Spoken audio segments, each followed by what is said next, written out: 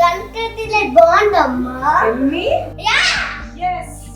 Country delight buffalo milk ని మా family వాళ్ళకి ఎప్పటి నుండో వాడుతున్నాను. ఈ పాల ఫస్ట్ యూజ్ నుండి నాకు దీనిపైన చాలా నమ్మకం వచ్చింది. Choose country delight and live better. America అధ్యక్షుడు డొనాల్డ్ ట్రంప్ భారత్ తో సహా కొన్ని దేశాల నుంచి వచ్చే దిగుమతులపై ఏకంగా 500% టారిఫ్స్ విధించే ప్రతిపాదనకు మద్దతు తెలపడం ఇప్పుడు ప్రపంచవ్యాప్తంగా పెను సంచలనంగా మారిందని చెప్పాలి.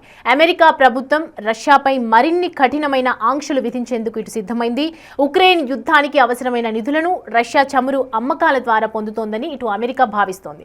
అయితే అందుకే భారత్, చైనా, బ్రెజిల్ వంటి దేశాలు రష్యా నుంచి చమురు కొనకుండా ఒత్తిడి పెంచేందుకు ఈ భారీ టారిఫ్లను ఆయుధంగా వాడుతోంది. మరి ఒకవేళ ఈ బిల్లు అమల్లోకి వస్తే భారత్ నుంచి అమెరికాకు వెళ్లే వస్తువులు, సేవలపై 500% పన్ను విధిస్తారా? ఇది జరిగితే భారత ఎగుమతులు కుప్పకూలే ప్రమాదం ఉందా? మోడీ ఎందుకు చొరవ తీసుకోవటం లేదు? ఈ టాపిక్ గురించి మనం మాట్లాడదాం. సార్, ఇంత జరుగుతున్నా నాంచితే ఏమొస్తోంది అనేది అందరి క్వశ్చన్. ఇప్పుడు నిజంగానే 500% పెంచే అవకాశాలు ఉన్నాయి అనుకోవచ్చా? ఇప్పుడు 500% అయినా 50% అయినా ఇట్ మేక్స్ నో డిఫరెన్స్. ఒక దశ దాటినాక నువ్వు ఎంత పర్సెంట్ పెట్టుకున్నా ఒకటే. మీకు అమెరికా ఆంక్షల నేపథ్యంలో కూడా ఇండియాస్ టోటల్ ఎక్స్పోర్ట్స్ ఏమీ తగ్గలేదు, పెరిగాయి. ఆల్రెడీ మనం అమెరికా కోరిన మేరకు రష్యా నుంచి ఆయిల్ దిగుమతులు తగ్గించుకుంటున్నాం. చాలామందికి తెలియదు ఇది. ఇప్పుడు డిసెంబర్లో 1.2 మిలియన్ బ్యారల్స్ పర్ డే చమురు దిగుమతి చేసుకున్నాం. ఇది లాస్ట్ 3 ఇయర్స్లో lowest imports from Russia, lowest. మీకు వాస్తవంగా లాస్ట్ 1 ఇయర్లో ఇండియాస్ టోటల్ ఆయిల్ ఇంపోర్ట్స్ 3% పెరిగాయి. టోటల్ ఆయిల్ ఇంపోర్ట్స్ రష్యా నుంచి ఇంపోర్ట్ 3 to 4% తగ్గాయి. అంటే టోటల్ ఇంపోర్ట్స్ పెరిగితే రష్యా నుంచి పెరగకపోగా అలాగే ఉండకపోతే తగ్గాయి. So what does it indicate? మీకు 1 ఇయర్ క్రితం భారతదేశ టోటల్ ఆయిల్ ఇంపోర్ట్స్లో రష్యా వాటా 38% ఉండే. ఇప్పుడు అది 36%కు పడిపోయింది. సరిగ్గా ట్రంప్ కూడా ఏం చెప్పాడు? ఒకటేసారి రష్యా నుంచి ఆయిల్ ఇంపోర్ట్స్ ఆపమంటే ఇండియా ఆపలేదు, కానీ నాకు మోడీ చెప్పాడు మేము క్రమేటీ తగ్గించుకుంటూ వస్తామని మాకు హామీ ఇచ్చాడు అని. లేదు, ఇవ్వలేదు అని మన ప్రభుత్వం చెప్పింది. మన ప్రభుత్వాన్ని నమ్ముదాం. ఇచ్చారా హామీ, ఇవ్వలేదా అన్నదానికన్నా ఏం జరుగుతున్నది ముఖ్యం కదా. హామీ ఇవ్వలేదు, అప్పుడు ఏం కావాలి? రష్యా నుంచి చమురు దిగుమతులు పెరగాలి. పోనీ పెరగకపోయినా తగ్గకూడదు, కానీ క్లియర్గా తగ్గుతున్నాయి కదా. ఎందుకంటే దీనివల్ల నష్టం ఇండియాకే కదా. ఎందుకంటే ఇలా రష్యన్ చమురు ప్రపంచంలో మనం కొనే చమురు బ్రెంట్ క్రూడ్ అంటారు. సో ఇండియా కొనే చమురు కన్నా కూడా $8 తక్కువగా ఉంది, $8 డిస్కౌంట్లో ఉంది.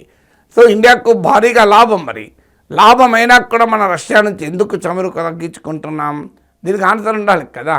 అందువల్ల 500% టారిఫ్లకు ఏం జరుగుతుందన్న తర్వాత సంగతి. 500% టారిఫ్లు రాకముందే మనం తగ్గించుకుంటున్నాం, అది ఫండమెంటల్ క్వశ్చన్.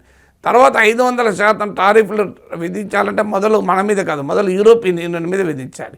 ఎందుకంటే Russia total gas export, liquefied natural gas, LNG ఎక్స్పోర్ట్స్లో 51% యూరోప్కి వెళ్తాయి. మీరు లాస్ట్ 2025లో $8.4 బిలియన్ యూరోపియన్ కంట్రీస్ రష్యాకు పే చేస్తాయి మీకు గ్యాస్ ఇంపోర్ట్ చేసుకున్నందుకు. ఈవెన్ పైప్డ్ గ్యాస్లో కూడా మీకు మేజర్ షేర్ యూరోప్కి వెళ్తాయి. ఆ తర్వాత ప్లేస్ చైనా ఉంటుంది. మీకు ఇప్పుడు ఉదాహరణకు ఎల్ఎన్జీ రష్యన్ ఎక్స్పోర్ట్ తీసుకుంటే 51% యూరోప్, 21% చైనా, 18% జపాన్, 51 + 18 69%. 69% అమెరికా దాని మిత్ర దేశాలే. అంటే మరి 500% ఎవరి మీద వేయాలి? అమెరికా మిత్ర దేశాల మీద వేయాలి, జపాన్ మీద వేయాలి, యూరోప్ మీద వేయాలి. అలాగే మీకు పైప్డ్ గ్యాస్ తీసుకుంటే 37% యూరోపే, 30% చైనా, 27% తుర్కీ కూడా నాటోలో భాగస్వామి. అమెరికా మిత్ర దేశాలే కలిపితే 37 + 27 64%. అందువల్ల మీరు 500% ఎవరి మీద వేయాలి? మొదలు తమ మీద తాము వేసుకోవాలి. అలాస్కాలో పుటిన్ ప్రకటించాడు, ట్రంప్ వచ్చాక రష్యా అమెరికాల మధ్య వాణిజ్యం 20% పెరిగింది. This is what Putin said.